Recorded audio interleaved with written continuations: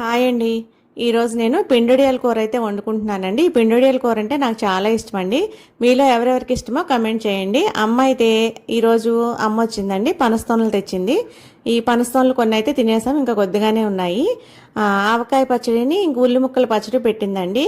ఆవకాయ అంటే నిలవ పచ్చడి కాదులేండి, నిలవ ఉంటుంది కానీ ఇప్పుడు ముందెత్తులో తినడానికి అనమాట.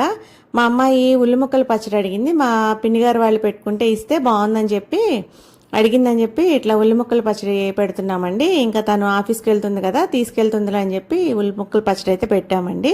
తర్వాత ఈ ఆవకాయ కూడా కలిపింది అమ్మ. ఫస్ట్ ఉల్లి ముక్కలు అయితే కలుపుతుంది.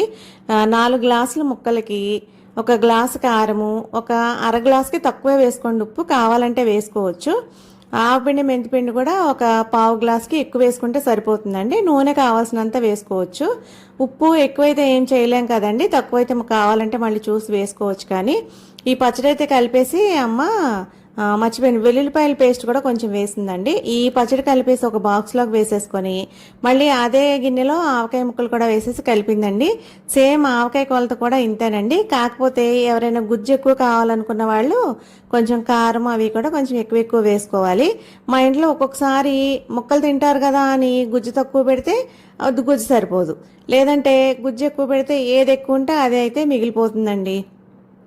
మీరైతే చూసుకొని వేసుకోవచ్చు. ఇలా ఆవకాయ కూడా కలిపేసుకున్నాము. అసలు ఆవకాయ ఇది కూడా ఈ